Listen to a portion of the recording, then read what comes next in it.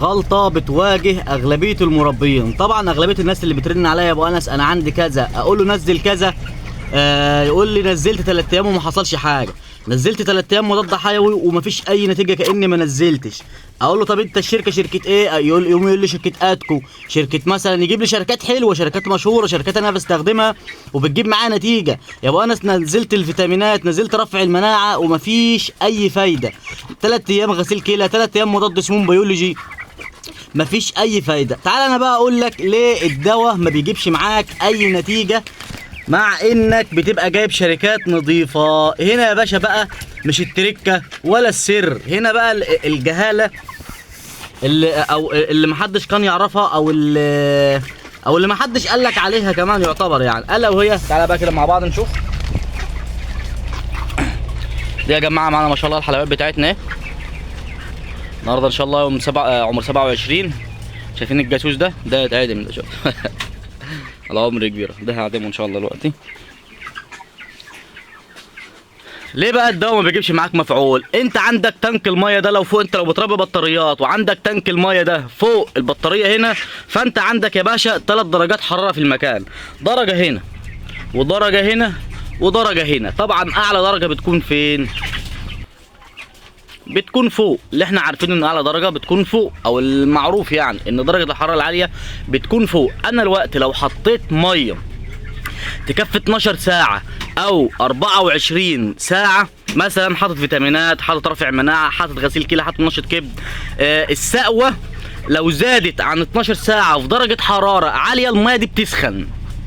تعال انت مثلا درجه حرارتك في العنبر لو 30، حط ايدك في الميه او حط حساس في الميه تلاقي 32 33.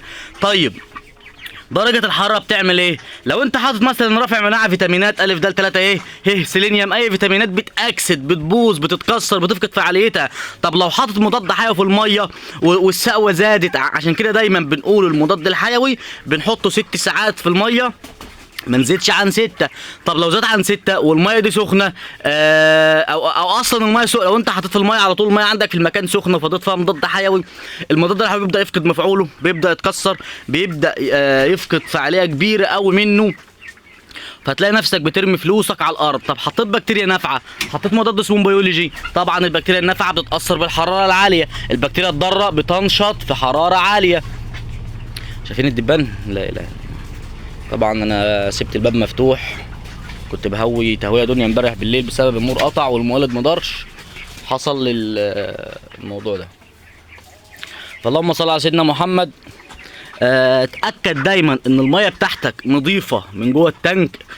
التانك بتاعك كل 2 3 تغسله، المواسير بتاعتك كل اسبوع على الاقل تمشي فيها ميه بخل المضاد الحيوي بتاعك قبل ما لو انت بتعالج بقى. واهم نقطه، لو انت بتعالج ونزلت مضاد حيوي هتنزل جرعه مضاد حيوي، معروفه ان كورس المضاد الحيوي بيكون 3 ايام. ما اسمعش حد بعد كده بقى يجي يقول لي انا نزلت يومين وما عملش حاجه، انا نزلت سقوه ولقيت الدنيا اتحسنت وبطلت.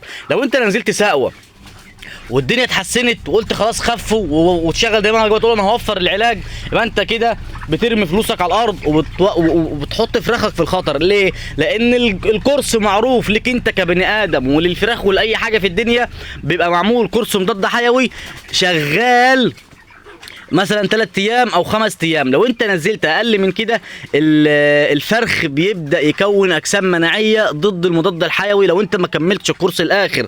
لان الكورس لما مثلا ليك انت كبشر معمول مثلا ليك 3 ايام، حبايه الصبح، حبايه بالليل، حبايه اخر النهار، كل حبايه مدروسه في اختبارات اسمها دراسات سريريه بتتعمل على القرود وعلى البشر لحد ما بيوصلوا لاكفأ نتيجه. واقل من كده يحصل ايه؟ فانت لو اديت اقل من الجرعه الموصى بها انت بتدفع فلوس على الفاضي وبترمي فلوس في الارض وبترمي نفسك في التهلكه، بتحكم على نفسك بالاعدام. تيجي بعد كده الطشمه لو جات لك تاني او البكتيريا لو جات لك تاني بتجيلك احد من الاول واشرس من الاول. وكمان لو جيت نزلت مضاد حيوي كانك بتنزل لها حلاوه ولا هيعمل معاها اي حاجه. فتاكد من المضاد الحيوي بتاعك الكورس يكون كامل. 3 ايام يبقى هم 3 ايام، الحاله عندك شديده 5 ايام يبقى هم 5 ايام. الميه بتاعتك التانك يكون نظيف، ما يكونش فيه دبان، ما يكونش فيه بايو فيلم، ما يكونش فيه رواسب، المواسير بتاعتك لما تيجي تنزل مضاد حيوي اغسل الميه بخل في الاظلام طبعا، او بميه اكسجين لو هتعرف تتعامل، لكن انا بفضل ميه بخل عشان حتى الفرخ لو شرب ما يتاثرش معايا. بعد ما بغسل المواسير بتاعتك اتاكدت ان في ما فيش بايو فيلم في المواسير وما فيش بايو فيلم في التانك. البايو فيلم ده بيعمل ايه يا جماعه؟ ده برضو يعني بيترسب فيه الادويه، في مثلا ادويه زي الاحماض العضويه بيبقى فيها رواسب، لو سبت ما بتاخدش فايدتها، لازم تنزل معده الفرخ. في المضاد الحيوي ممكن يفقد جزء منه في البايو فيلم ده، بيلتصق فيه ما بتستفادش بيه خالص. فتاكد لو بتنزل جرعه علاجيه، اتاكد من ان التانك بتاعك مغسول تماما، مغسول بميه بخل، المواسير بتاعتك ممشي فيها ميه معطش قبليها بساعتين عشان يشرب السقوه اللي هي 6 ساعات يشربوها في 5 ساعات في 4 ساعات عشان الميه دي ما تسخنش. الميه لو سخنت انت فقدت فعاليه الدواء بتاعتك.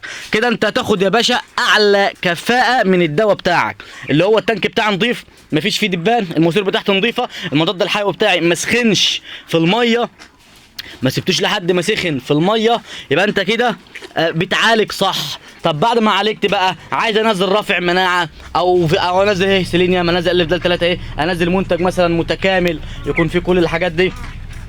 كذلك الامر انا كده غسل ومظبط دنيتي، احط ميه والسوا بتاعتي تكون 5 ساعات 6 ساعات عشان الميه السخنه بتخلي الفيتامينات تتاكسد. يبقى انت حتى لو تعبت شويه، تعبت سنه صغيره ونزلت الفيتامينات بتاعتك على مرتين، مش السوا 12 ساعه مره، لا على مرتين، على 3 مرات، يبقى انت اسمك بترفع مناعتك فعلا، يبقى انت اسمك فلوسك بتحطها بتلاقي فيه نتيجه. انا مش فارق معايا مثلا غطا ثمنه 2 جنيه 3 جنيه عباره عن 11 سم، لا الفكره ان انت الفرخ ما استفادش وانت بذلت مجهود على الفاضي، والفرخ بتاعك بدا يضعف مع الوقت، ما انت كده ما فيش حل. فانت كده بتضمن كفاءه الادويه، مش اصل الادويه كتير بس. طب انت نزلت ادويه ايه؟ يقول لي ادويه كذا وادويه كذا. انا عارف الشركات دي محترمه وحاجتها حلوه وحاجتها نظيفه قوي، لكن الطريقه اللي هو نزل بيها غير مقبوله نهائيا. فانت يا باشا اتاكد بعد كده من نظافه التانك ومن درجه حراره الميه، وهي دي خلاصه الموضوع. لو اتاكدت ان التانك بتاعك نظيف، الميه بتاعتك مش سخنه، لو بتحط دواء شعبي لو بتحط ميه بيضه، تعرف اصلا ان الميه السخنه بتعمل ايه للفرخ؟ الميه السخنه بتعمل اسهالات يعني سوء هضم يعني علف بيترمي على الارض، يعني فلوس بتخسرها، وكمان وزن بتخسره، وكمان دوره بتطول. يعني حتى الميه البيضاء اتاكد ان هي نظيفه على طول باستمرار. يا جماعه التحويل عباره عن ميه وعلف وتهويه. لو قصرت لو تهويتك مظبوطه وعلفك شركه حلوه والتهويه بتاعتك مظبوطه، اما الميه اللي بتشربها فيها خلل، يعني مثلا ميه ترومبا فيها معادن ثقيله، اللي هي ميه الجوفيه فيها معادن ثقيله، فيها نسبه ملوحه زادت مثلا عن 10000 بي بي ام او عن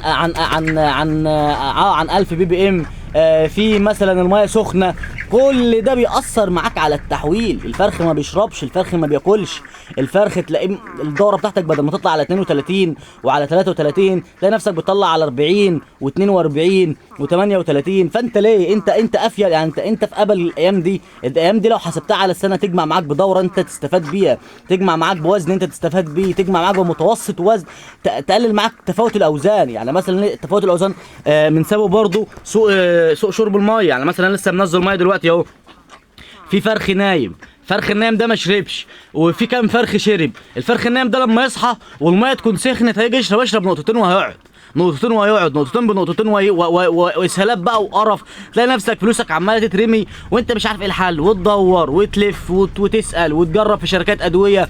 فيا باشا انت هم نقطتين 2 بس. الميه بتاعتك ما تكونش سخنه، الميه بتاعتك تكون نظيفه، ما تكونش جوفيه، ما تكونش ميه ترومبا.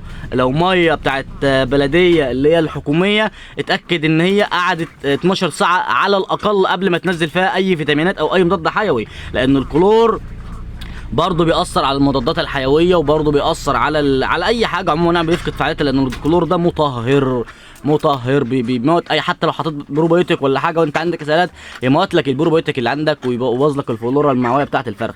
فتاكد حتى لو الميه بتاعتك بلديه تكون قاعده على الاقل 12 ساعه، انا بخليها 24 ساعه عشان اتاكد ان الميه بتاعتي خاليه من الكلور، ميه نظيفه ميه سليمه، تغسل التنوكه بتاعتك. اللهم صل على سيدنا محمد. تعطش قبل المضاد الحيوي، كده انت شغال صح. لان انت النقطه دي ما ينفعش فيها اهمال. ده هي دي 1 زائد 1 زائد 1 بيساوي كيلو لحم. يعني ميه زائد علف زائد تهويه تحول صح. لو حاجه فيهم قصرت فيها انسى التحويل، انسى الوزن اللي انت عايزه، او انسى الوزن اللي انت بتشوفه عند الناس اللي بتعرف تربي، سواء كانوا ايا كان بقى بدون ذكر اسماء. في ناس كتير شاطره قوي في التربيه. بس كده يا حبيب قلبي، ودي كانت حلقتنا النهارده. لو في اي مشكله عند اي حد عايزنا نتكلم عنها الدوره الجايه او الحلقه الجايه، ان شاء الله يبعت لي يقول لي يا ابو انس انا عندي كذا كذا كذا، نحل المشكله ان شاء الله مع بعض. وبعد ما نحلها ان شاء الله هبدا انشرها يعني للجميع، اتكلم عنها للجميع وباستفاضه عشان الكل يستفاد. والسلام عليكم ورحمه الله وبركاته.